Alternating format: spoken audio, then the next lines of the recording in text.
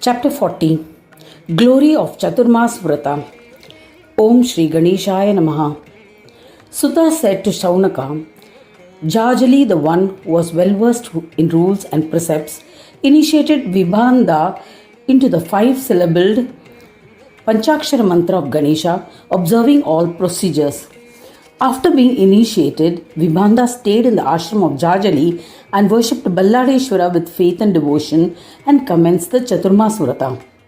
He would perform Ganesh Panchaka and meditate. On Kartik Purnama, Balladeshwara manifested. Vibhanda immediately stood up, offered pranams, performed the puja of Vignesha, and sang his praise by reciting various stotras. Balladeshwara was pleased, bestowed yogic peace on Vibhanda, and disappeared. Since then, Vibhanda became a Ganapatya and wandered the earth contemplating on Balladesha with a pure heart. Vibhanda said, In this manner I acquired yogic peace and became a worshipful yogi. O Brihadashva, you too should observe the great Ganesh Vrata. O Mahamuni, saying this, he initiated him into the Dashakshara mantra of Ganesha ritualistically. Receiving the mantra appropriately, Brihadashva offered pranams and returned to his ashram. He commenced the Chaturmaas Vrata by observing the Ganesh Panchaka. Vignesha bestowed Brihadashva with absolute peace-bestowing yoga. He too started singing bhajans of Ganesha every day with devotion. O eminent Brahmin, listen to another fascinating legend about the Chaturmaas Vrata. The semen of Vibhanda, which had before fallen on the ground, was consumed by an antelope along with grass. She immediately became pregnant. In due course, a son was born who was endowed with luminosity of the divine. Since he had a horn on his forehead, he was named Rishyashringa. Rishyashringa, as suggested by Narada, Vibhanda brought this son to his ashram. Vibhanda performed the religious rites of the child through Brahmins. King Lomapada, seeing the plight of the subjects due to drought, sent his Apsara to entice Rishyashringa, brought him to his kingdom and offered his daughter Shanta in marriage. Due to arrival of the Rishi, the kingdom was blessed with rainfall. Sorrows of the subjects vanished. Rishyashringa engaged in marital bliss. After the passage of some time, he took his wife Shanta to his father. He humbly bowed to his father and stayed to serve him. Seeing his son's humility and accomplished penance, Vibhanda said lovingly, One who attains union with Brahma and continues to remain there is called a Brahmin. So you must become a Brahmin of the highest class by nature. Having said so, Vibhanda ritualistically initiated him into the auspicious mantra of Ganesha.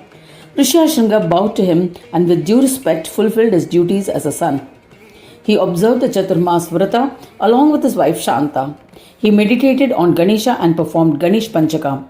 He would practice yoga regularly and prayed to Gananayaka, Grant that my wife and I will be reverential to the yogis. The Lord became pleased with his Vrata, penance and meditation. He bestowed yoga on the intelligent Rishyashringa. Consequently, Rishyashringa and his wife became well known as Ganapatyas. They continued the worship of Vigneshwara with a peaceful mind and heart. Once, King Lomapada arrived to meet Vibhanda. On that occasion, he lovingly requested and invited his daughter and Rishyashringa to his kingdom. They stayed in his town and he ruled the kingdom with their advice.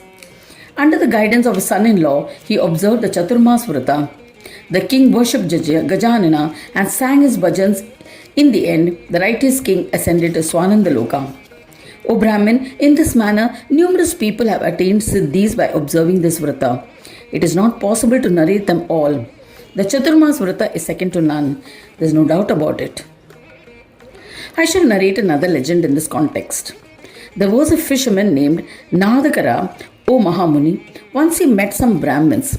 He bowed to them. He noticed that they were observing the Chaturmaas Vrata. So he devotedly asked them, O Brahmins, what is this Chaturmaas Vrata? Could you please tell me how to observe it? The Brahmins were pleased with his humility. They ardently explained the rituals for observing the Chaturmaas Vrata. After having imbibed the teachings, Nadakara offered humble pranams to the Brahmins and returned home. He commenced the Vrata. He would bathe at dawn and visit a temple for Ganesh Darshan. He would sing bhajans of Ganesh for a ghatka and then go to work. He would condemn those who had no devotion to Ganesha. Once, while he was traveling through the forest for an errand, 10 Rakshasas who lived in the forest confronted him to devour him.